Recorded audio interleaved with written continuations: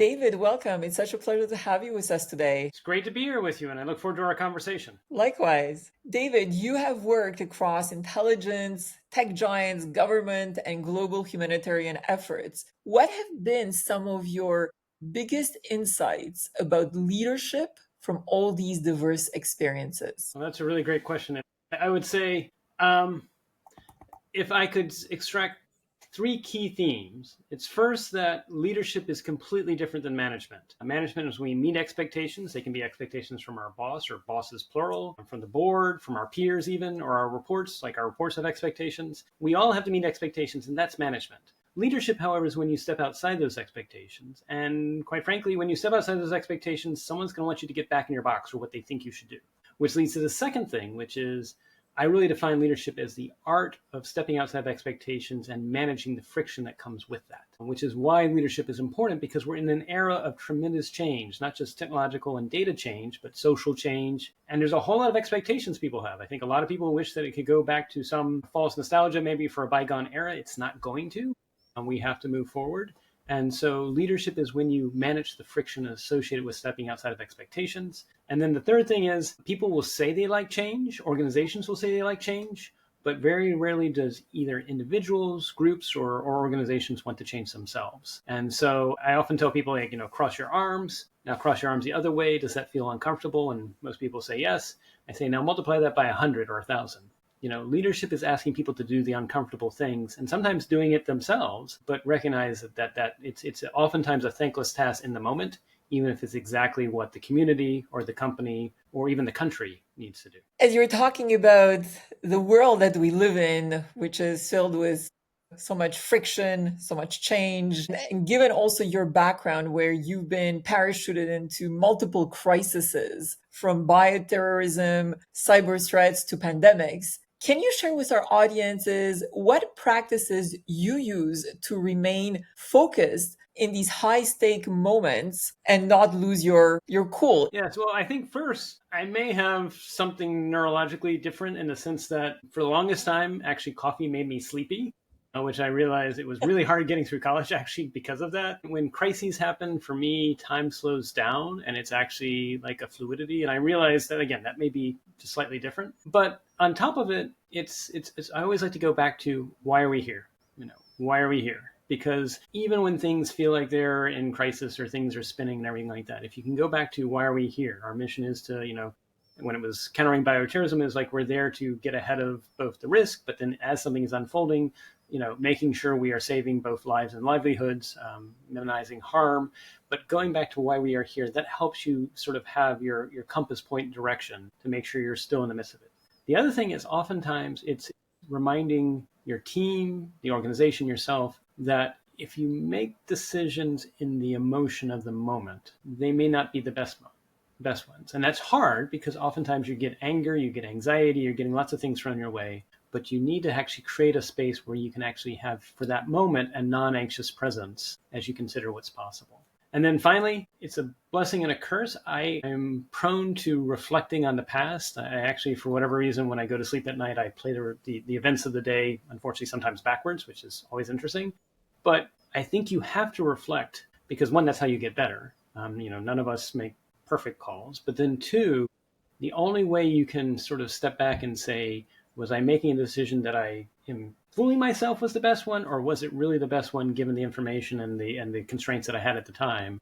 And so that reflection you have to extend to not just what you do, but you have to actually have sort of like a personal board of advisors, colleagues close enough that you say, you can tell me if I'm being silly or if you tell me I'm doing something that's bad, but I would prefer the candor and the bluntness up front as opposed to a week or two later when it's past the moment has passed on. So that type of reflection is actually the only way I think that you can actually sort of keep your calmness about you, but also stay true to your principles and also get better at making sense of chaotic, turbulent environments. You're named by Business Insider as one of the 24 Americans changing the world. But if we fast forward 50 years, when history looks back on your work, what's a change you most hope they'll say you made? I hope it's less about me, and I hope it's that through the scale of multiple people, because the reality is I'm only able to do what I'm able to do thanks to many people who leaned in and helped me along the way that were mentors. So I hope I can do the same. I hope that 50 years from now we say that the world faced multiple moments in which there was a risk of harm, there was a risk of things going chaotic, things of turbulence, whether it be from social stresses or technological related stresses or other stresses. Through teams of positive change agents, of which I have the opportunity to be one of many, we were able to avoid what could have been more dire or more harmful outcomes. Because I think the reality is we're actually, it may feel stressful. We're actually in a period in which there's at least 5 different technological revolutions happening that are actually possibly could be uplifting for societies. And there's happening with AI, but also with quantum, bio, space, and Internet of Things and sensors. The challenge is a lot of people are getting displaced in the way they used to work. As I mentioned, that's creating anxiety and friction. We also are creating tools that people can do wonderful things with, but unfortunately some bad actors can do awful things with. And so there's actually several good news stories that are both present now and into the future if we focus our energy and our choices and our efforts on them.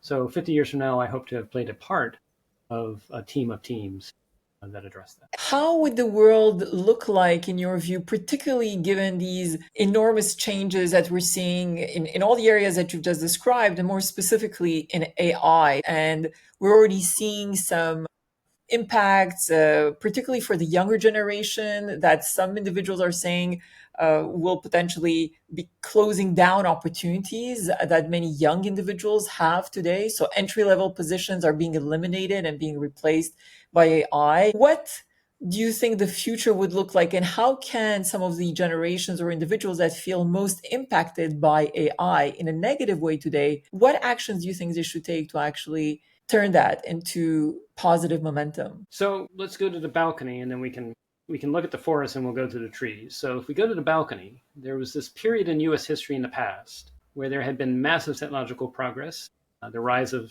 large corporations. Some of the corporations may have waded into politics, and the Congress was actually even more polarized than nowadays. And news media may have sold newspapers that were sensationalistic, but maybe not fact-filled. We may have gone to war with Spain over a disinformation event involving Remember the Maine. And that was the 1890s. It's also worth noting in the 1890s, there was massive tensions. We unfortunately had cases where companies would hire security guards, and the security guards were shooting at workers who were protesting over working conditions. And so, fortunately, we're not there, but it's a similar sort of question. When there's massive technological progress, are societies strained? So you look at our now. I sometimes wonder, and in fact, I've wondered a lot, and it gets me uninvited to certain parties, and I'm okay with that. But are we seeing a flavor of AI? And again, AI's had multiple flavors. We would be remiss to think that this is the end stage of AI. It's not. But the versions that we are being currently sold, or at least marketed the most, are often requiring you to go to a centralized cloud server because apparently you need a whole lot of GPUs and you need a whole lot of energy to do that. And I'm not sure that's the case. Whether you distill a model, which we have seen both Stanford and Berkeley distill models. They used Llama, and they actually went to ChatGPT 3.5 at the time and actually asked ChatGPT 3.5, what tokens can I use to train Llama to be as good as you? And it was a violation of the terms and conditions of the license, happily did that. But that allowed someone to actually have their own local model. We've seen DeepSeek, which I'm not advocating anyone use DeepSeek, but it's possible to do things that don't require you to be tethered to a centralized service. And so the analogy I use is, are we being sold that we got to ride the railroad, which requires massive investment on the track? It can only go where the tracks are laid. And if you want to go anywhere else, sorry. When, if you remember in the 80s, about 12 to 15 years later, came the car, and someone could actually drive it themselves. And so I hope that we'll see efforts from companies, investors, but also from innovators, because there are technologies out there. Active inference is one of them. I'm a friend of Carl Friston. I like what he's doing, but it's not the only way. There's other ways too. But that we come up with ways that allow individuals to be empowered. And the reason why is I don't think any AI solution by itself is going to be better than AI plus a knowledgeable human. And that includes getting people at entry-level jobs who come in and are using the AI to get better at their skills, and they're actually asking the AI, and they're actually working in environments that simulate. Maybe they're really getting at cybersecurity. The nice thing is now we can simulate realistic cybersecurity defenses in real time. And if you do that 10 or 20 times, you're going to be much better than an AI that's only learned on past data, as opposed to a human plus an AI that can deal with novel situations. So I would say what we need structurally to do, not just in the United States, but around the world, is push for AI that's more like the personal car that you can drive yourself as opposed to a railroad. But then two, find ways of human machine teaming, because I think that's actually where the beauty is going to be. If you had to bet your life savings on one area of science or tech that will shape the next 20 years most profoundly, what would it be and why? I don't know if it's a hack or not, but I would say the area of science that best understands humans individually, in groups, in teams, and at the society levels. And that's right now, there's not really a single field that does it. You have economics, but most of economics is not a science. And that's not a slight on economics, but it's more normative than it is empirical. There is behavioral economics and there's empirical economics, but you'd also need to pull from psychology, sociology. I want the ability to understand how do we do a better job as we roll out either new products, new technology, even policy choices at the local level, regional level, or national level. I want a better science because, the good news is we've never had 8.1 going on 8.2 billion people on the planet. That's unprecedented. The other good news is even though it feels stressful, there were times in human history, including the 900 AD and 1000 AD, where your chances of being killed by a fellow human being, it sometimes might have been 1 in 15 or even as high as 1 in 12, which was not great at all. And we're not there at all. And so, for an unprecedented number of humans, we have actually created fairly stable situations, even though it doesn't feel that way. But there's a quote, and I'm going to paraphrase it as opposed to try and do it exactly, that Einstein says is you can't use the same thinking that got you into the problem to get you out of it. We need to evolve our thinking to actually have better ways of holding up mirrors to ourselves as individuals, as groups and teams, and as societies, and saying, one, when are we making decisions that maybe are suboptimal in the long run? But then two, how do we do a better fit as we work to integrate technology, but also work with our ecology, work with the environments that we're creating so that we are both sustainable as communities and even more importantly, sustainable as a species and as a planet. Yes, and on this point, in fact, when you're looking at the impact that AI has from a sustainability perspective, and when you were looking at the projected evolution and the challenges we're currently dealing with, what is your view on how we can optimize that reality from a human and also ecological perspective? Right. So this is partly where, again, I don't get invited to certain companies' AI parties, and that's okay because I look at some flavors of AI that seem to require, you've heard some talk about we got to turn on nuclear power plants. And I'm like, do we know really? When I can point to, there's examples with active inference where they were able to do in 4 minutes what took a different AI algorithm 4 hours. And that AI algorithm that took 4 hours was running on a cloud computing cluster, whereas they did it 4 minutes on a laptop. So, if the best way to predict the future is to create it, we should be, through community action, through investor action, through different sort of actions, be really pressing for, yes, we want AI, but we want AI that is both able to respect our privacy, respect our choices and agency, and also be energy efficient. And that is doable. It's possible. So I share that because I know there's a lot of marketing that says, no, we need a lot of GPUs and electricity. And I'm like, I'm not sure. And two, I think this is where, again, having done counter-bioterrorism, I know there's some people that have Hollywood nightmare scenarios of AI plus bio creates a master bioweapon. And I'm like, sadly, just to be realistic, botulism toxin can be done in your refrigerator. So I'm not saying you should, but I'm less worried about some mad scientist scheme. The other thing, though, is, if we went back in time 150 years ago, there was this problem of fires. Fires would damage buildings, they would damage people, they would hurt people, and, whether it was accidental or deliberate as arson, these were risks. If I had told you 150 years ago that we could actually have this private solution that would alert you in the building that you might need to leave the building because it's a smoke detector, and at the same time call the fire department to respond faster, you would have thought I was crazy. And yet we solved it. And so I think the solution is not somehow that we're not going to have AI interface with bio because we're worried about the possible doom. I think, to be candid, the only way we're going to get through some of the climate-related issues we have is AI is going to actually find solutions that are both addressing the changes that are happening and finding greener ways to do it, and also, to be candid, help people still have jobs. I think this is partly why we've not solved a lot of climate change, is the people who are concerned about the climate, that's great. But you also have to recognize people need to have lives and livelihoods. And when you go to them and say, you got to stop your livelihood full stop, and you don't give them a solution, well, they're not going to cross that chasm. If their way of life was coal mining, if their way of life was doing oil extraction, and you don't have a bridge for them to go to something that's next, that's too much friction for any one person to do. So I think I'm quite bullish on AI plus bio as a way to actually mitigate some of the necessary climate adaptations we need to do. But I also think that we can do more energy efficient AI, and we should be asking for that. Indeed, it's so important. And David, you've done so many incredible things. And as I was reading about your teenage years, where you're already exploring physics, space, satellites, AI, and various other incredible things, what was driving you back then in your younger days? And what drives you today? So I was very fortunate. Again, thanks to a whole lot of people that helped open doors. My father was a Methodist minister. My mom was a school teacher. They have no idea where I came from. They freely say that. But my teenage rebellion, if there was a rebellion, was to figure out who my dad worked for. Because he's a Methodist minister. He's preaching in church. And I'm like, yeah, my rebellion is going to be build computer models. And this was 1992, 1993 of ozone layer deterioration, greenhouse gas.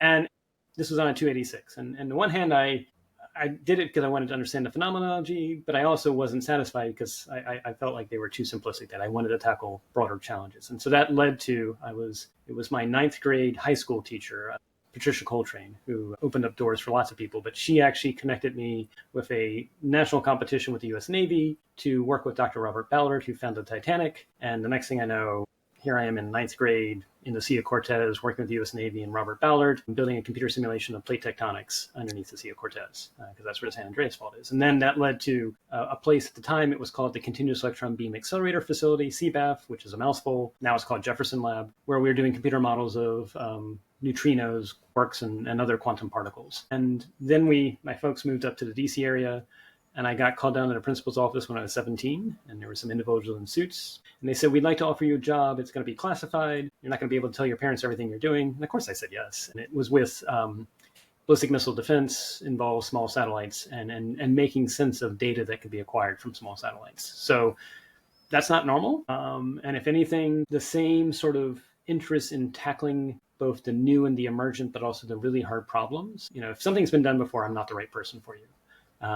And I like the hairball type of morass problems. But the other thing I realized is I did become my mom and my dad, in that my father's skill set, and my mom's too, they worked together. He would inherit a church that was fragmented for whatever reason. There was some schism, some divide. People were polarized. And through narratives, through activities, bring them together, usually a capital planning activity. So it was some raise funds to get something done, and they would get that something done. And then his reward after 3 or 4 years would be another church with the same problems. And so I realized that if I look at my career, I inherit places that are sometimes broken, or things are schismed, not just technology wise, but human wise as well. And it's the art of how do you bring people together to do something that's meaningful, move the ball forward. And once that's done, I sign up for another assignment. When you touched upon the five major shifts in your view, there was also quantum physics. What Yes. can you share with our audience about your view on the massive impact that the future holds in this regard? So quantum is quite exciting and also quite mystifying, is what I would say. I mean, it was Feynman, Richard Feynman, who said, if you think you understand physics, you're wrong. And so I thought it was great. And there's something to it. It's not just being glib, in the sense that we're talking about things that are happening at the subatomic level. And we are increasingly getting evidence from multiple sources that, we are products of evolution. This is, again, why I did what I did, was my rebellion against my dad, was we are products of Darwinian evolution. Evolution itself is a blind watchmaker. So if something in our level of our environment, our macro environment, did not impact us on the quantum level, we probably never actually developed senses, whether it be eyes, ears, or the equivalent, to make sense of it. And so when we're looking at the quantum level and we're getting things from off our instruments, and we're like, that doesn't make sense. How can something half a world away be entangled and mess with each other? It's partly because we just never evolved the senses to be able to make sense of it. And so you almost have to put aside and say, my own perception of the world may hold me back when it comes to quantum. And that said, we're obviously making advances, like quantum key distribution. And what is quantum key distribution? It's the ability to basically have an entangled pair for different keys, so that when you're communicating, if somebody that is not the sender or the receiver listens in on the line, that causes the quantum key to be observed or flipped, and it tells the other side that somebody's on the line that shouldn't be there. And so that's existed for several years. So that exists. We're seeing right now there is no technical limitation to achieving quantum computing. What's holding us back right now is we just can't have enough stable qubits, because quantum states, they exist for, we're talking about nanoseconds on time before they collapse. And so you have to basically have a lot of error correction because they're also noisy. I'm excited though, because in photonics, so it used to be, and there were a lot of people that were pursuing quantum computing that were using physical, whether it be electrons or something else that were basically the qubits or ions. Now we're actually looking at that there's actually the capability to use photons, particles, wavelengths of light, as a way to actually do the qubits, which can actually be much more stable and actually allow you to do computing faster without having to reconstitute it. So there's a whole lot of excitement there. People often say beyond that we may be able to do decryption of what was pre-quantum encryption, the RSA algorithm. What else is exciting? I say the exciting, but also the possibly dangerous thing is let's say I have a smart city. It's got instrumentation of traffic patterns. I no longer have to run one computer model to figure out traffic patterns. I could actually have a quantum computer running potentially millions in parallel because of the way quantum computing works. And I ask to say, predict the next hour. And then I look at what I see, and I down select from the million of models, maybe the top 10. And I do it again, and I do it again. And sure, the first time you do this for the first week or two, the models are highly accurate until you get to Saturday, when traffic is different on a Saturday than it is on any of the weekdays. But the more you run this model, whatever phenomenology, smart cities, the human body and how things work, we could actually derive understandings at a much faster rate, possibly even exponential rate, simply because we're able to run millions of models in parallel and compare it to what we actually observe and repeat that over and over again until we end up with highly accurate predictive models of the health of a smart city, the health of an individual. It gets really exciting in terms of the understandings we will be able to achieve in science once we can do that. Wonderful. And can you touch a little bit on the three other points Of course. of the five, and what our world could potentially look like as a result of these incredible evolutions? Sure. So let's talk about space. Yes. So with space, there's massive changes happening. And some of this was actually already happening during COVID. And I think a lot of people may not have been tracking because, again, space. But let's think about it. So 15 years ago, we probably had less than 1,500 satellites in orbit. And now we are probably approaching upwards of more than 10,000. Or actually, I think I know we're probably past 10,000. And in another 5 years, we're going to be up to more than 100,000. So that's interesting. Now, hopefully we don't have a collision event. There's some efforts that need to be done that. But even more so, we will begin to understand our planet in ways never before understood. Now, I personally hope that we also double down on privacy, because privacy still matters. And that's why I'm interested in this thing called the spatial web protocol. It allows you to basically tell any function before a computer considers it to bound it by space or time. So when I walk into my house,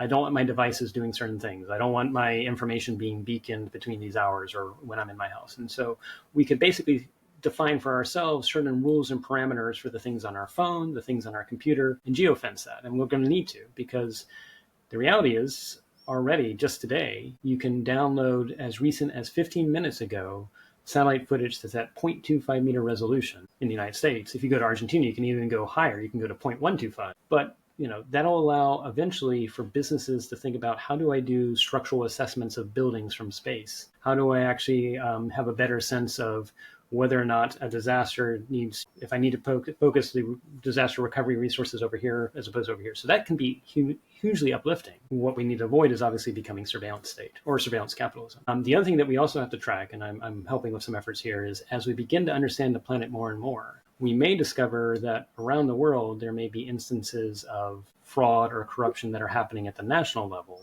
that when you expose it from space becomes very difficult and inconvenient, and those who are doing the fraud or corruption may not just politely stop it. And so that space is going to be interesting. The moon is going to be interesting.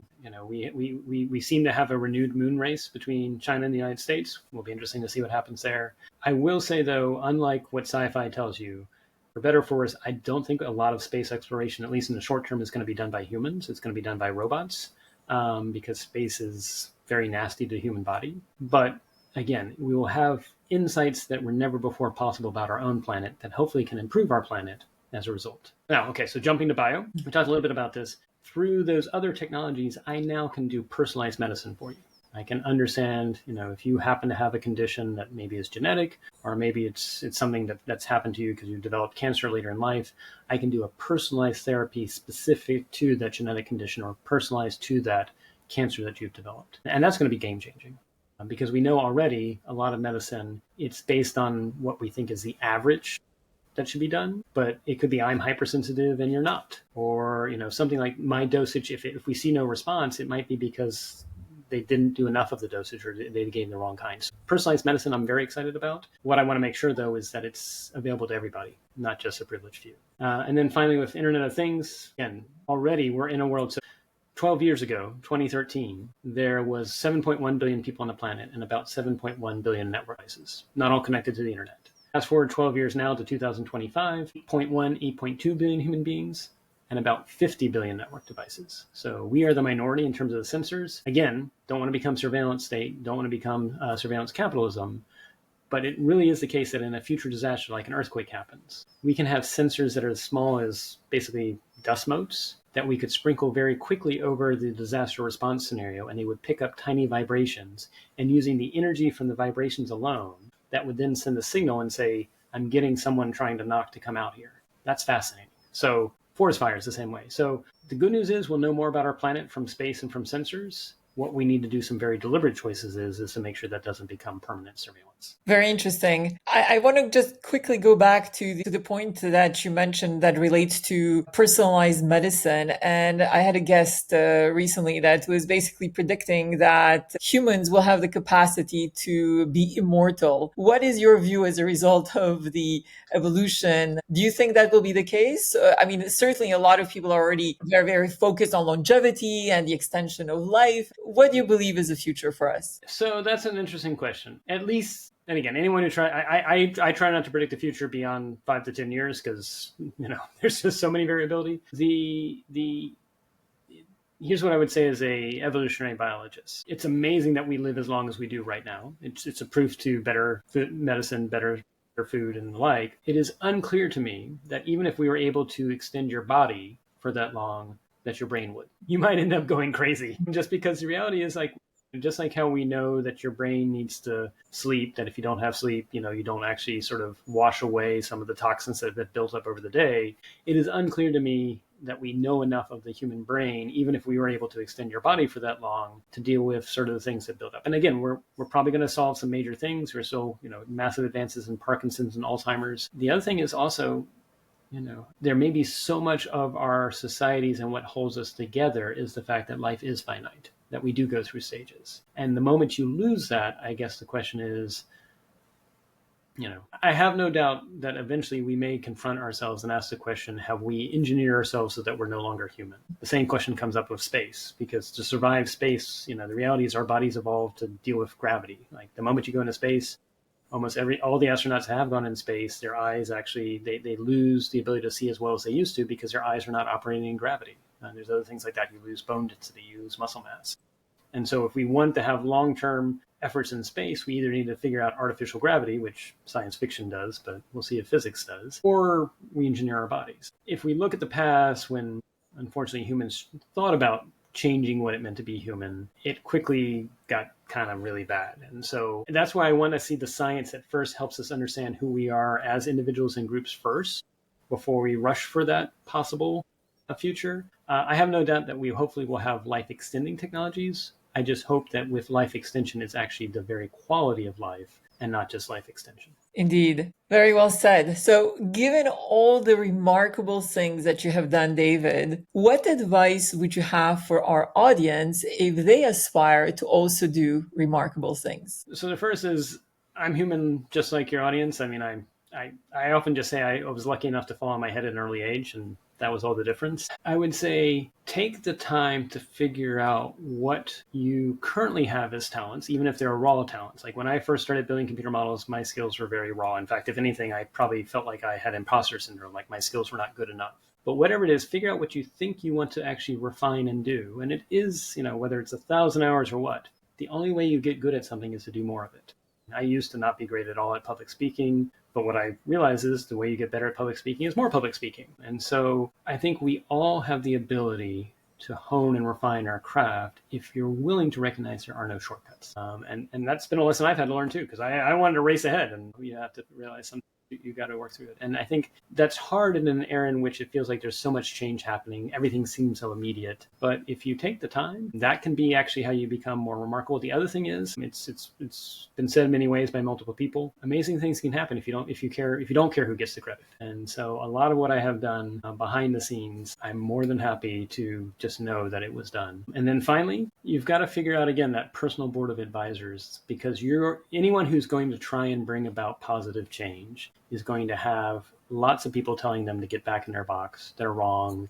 They're missing the point. They may even resort to personal attacks and things like that. And that's just because change is hard and sometimes it produces fear or anger responses. But at the same time, you don't want to be so full of hubris to say, I'm right, because you could be wrong. And so you've got to figure out, how do you triangulate when you are experiencing those bows and arrows and spears being thrown your way? Am I missing something, or is this a case where I am really trying to do the right thing and it's just creating the anger or fear response?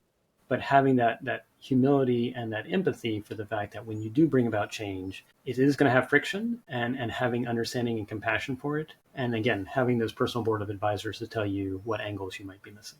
Through your journey in life, both personally and professionally, what have you learned about joy, hope, and what really matters in life? So on joy, and I give full credit to my father, because he would do it too. One of my top questions when I'm looking to work with someone, collaborate with someone, whether I'm looking to hire them or be a part of a team with them, is I like to ask them what brings them joy. One, you see their face light up, and sometimes they're puzzled, like, why are you asking? I'm like, because I really want to know. But then two, you find out what motivates a person, what's intrinsic to them. The other thing that I found out about joy, and what I've learned about people, so oftentimes I'm one of those people that likes to, whoever comes, I like to be a giver. Sometimes when you give, that giving is reciprocated. Sometimes you give, it's not. Sometimes, oddly enough, when you give, sometimes the people you give a lot to, they need to believe in the self-made person myth, and they'll mentally block out the fact that you gave anything. And you have to be okay with that. It can be incredibly frustrating. But what I have found is the people that are the most joyful and they create more joy and more giving than anyone produces are the ones that are aware of the fact that we are only here because of other people that have helped us, that we are not a self-made person. Because I think that is true. I am not here because, I'm probably only here for less than 50% of the things I did. I'm probably here for the larger part thanks to people that helped along the way. And so I need to do the same. That's an obligation I have. Finally, on joy, and this applies to the AI era. So for anyone who's interacted with a 1.5, 2-year-old that you're trying to feed in a high chair, if you try to feed them and you make the mistake, or you're daring enough to actually let them hold the food, I guarantee you they're going to drop it on the floor. You give it to them again, they're going to drop it on the floor. And by dropping attempt number 5, using only about 15 watts of power, because that's what all our brains uses, between 15 and 20 watts of power, they will have in their mind said the equivalent of, when I let go of an object, it tends to fall. Now, you give them a helium balloon. They let go of the helium balloon, well, of course, it goes up. Now, generative AI would have no clue. It would be like, oh, I've never seen that before. I don't know what to make of it. Active inference would do the same thing that our brains does, which says, I don't know why, but that balloon now rises. But what would the child have done? And what we would all actually do is when we encounter something that's novel and unexpected, they'll giggle. They'll laugh. We'll have a dopamine response. And that dopamine response actually convinces our brain to commit the energy, again, only 15 watts of power, to rewire and say there's something new about the world that I was not expecting. And that's why jokes work, especially when you have puns. I have an 8-year-old right now, and he's feeling out his roots when it comes to puns. He likes to talk about cats and, do puns involving tails and tails. It's because the context of what you were expecting is now different than what it was. You were expecting this context and something different, and you laugh or you giggle or you groan. But regardless, there's a dopamine response. And that dopamine response is what actually helps our brain say, novelty is okay. I now actually have to embrace it. And so joy, I think, is actually linked to exploration. And I think that's a really interesting thing about human beings and animals in general. And when we talk about exploration, do you believe that ambition is innate or not? Because for some reason, I'm connecting the exploration with ambition. And I was having another conversation with another guest, and he was basically saying that there's really 2 groups of people, some that are super ambitious and some that have no ambition. What is your view on the connection between exploration and ambition? That's a good question. So for me, ambition comes from your life circumstances. And that can be your birth order. Maybe you're the firstborn. We all know, unfortunately, if you're the first child, you see your parents, you're like, I want to be like them. And, depending on the circumstances, that may, for me, it was rebelling against, again, in a polite way, but I wanted to figure out who my dad worked for. But it could also be something happened where, along the way, life took a bump. We all have hand-me-down sweaters. And so for ambition, I think that can be a product of life circumstances. It can also be part of your drive, so to speak. But I know plenty of people who I would say are great explorers, but aren't necessarily. So ambition sometimes can become all consuming. It can be too much about the self as opposed to the team. And so I know plenty of explorers that are more about the team. I think a lot of them are actually in the medical, not, I should actually say, they're nurses and they're physician assistants in the medical industry. I would say oftentimes the skill sets that are necessary to become a surgeon or a doctor is more of that ambition. And you need both. Now, on exploration as a whole, there are some research papers, and I find this fascinating. They play a game where you're basically flipping over cards that are currently face down. And it's almost like you're playing Minesweeper. If you turn over a card, if it's a card that gives you something good, great. If you eventually turn it over into something that either hurts you or there's the bomb that goes off, the game is over. They play the game and they find that people who report on the political spectrum to be more conservative, they flip over less cards. Those people on the political spectrum that identify to be more socially or whatever liberal, they flip over more cards. But what's more important is not the number of cards flipped over, but that those who turn over less cards actually report higher emotions when something goes great, as well as higher emotions when something goes wrong. Whereas those who are flipping over many cards report less higher emotions, good or bad. And let's think about this from a biology perspective, again, evolutionary biology. It could very well be that in different times in human history, if you did venture over that hill, that was actually necessary for your survival, that you had to be willing to explore and press on. And that was a good thing. But there were also times when you went over that hill, guess what? You met another tribe that might try to kill you. Or maybe they didn't try to kill you, but they had been exposed to disease that you hadn't. They had developed immunity and you hadn't. And so you end up dying. So you can see where we humans will probably actually have this push and pull between two different tendencies, which is the wanderlust to explore, but also to say this is good enough. And I think that's an interesting tension. It also applies to business. The reality is, you think of Xerox PARC. It was always exploring, but it didn't really capitalize what it found. It was left to Apple and Microsoft and others to do that. And so I think businesses themselves have to figure out the right balance between exploring, which is great, and then also making good with what you know. I think what makes this time so different, though, is because we've got those 5 technological revolutions happening, you can't rest on your laurels. I mean, even playbooks from 2 years ago are out of date, let alone 5 years ago. So we do need more exploring, but explorers with empathy. And given the fact that all these technologies ultimately are about networking and working together, folks that think not just about themselves, but about the larger team of team. Beautifully said. Thank you. If there would be a recipe for living more joyfully, what would be the 3 main ingredients in your view? First, do not try to place your joy on material things. That's been shown time and time again. You will get a short dopamine high and then it'll quickly be over. But what I recommend instead is experiences. That's been shown to have a lasting, that if you go and experience something, particularly with others, it could be 1 or 2 others, or it could be a larger others, depending on your extroversion. But material things you'll find are very fleeting. The second thing, don't seek, there is something to be said for striving and trying to, for me, I seek to be able to have a larger capacity to help do positive things. What it also shows is that milestone you think you're going to get that vice president's job, or you're going to get that promotion or whatever. Again, unfortunately, the research shows that we humans evolved as a species to basically never be happy once we achieve something. And that's just human nature. And so do not deceive yourself in thinking that if I achieve that, everything's going to be great, because I guarantee you're going to achieve it. And then you're going to be really like, wait a minute. Yeah, you're going to actually be distressed. The last thing I would say, it's actually 2 things, but basically they're parts and parcel. One, you need to be bored. And I think actually we've created environments where we can't be bored, or you don't have to be bored. And there's research that was done where they actually put people into rooms and the only thing they could do is electrocute themselves or do nothing. And a lot of people chose to electrocute themselves rather than be bored. And that's just because when you are bored, your brain starts going into, who am I?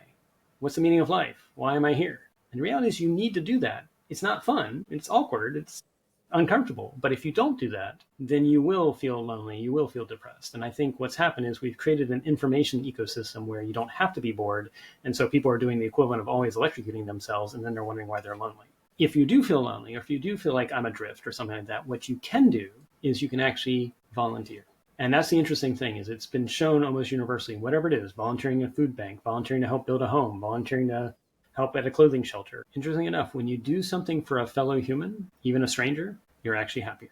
So I just raise that because in our world in which it is so much about materialism or achieving something, why should you ever be bored? It may very well be that you don't want to chase the material. You don't want to chase the positions. You don't want to not let yourself be bored, but even more importantly, find ways to give back.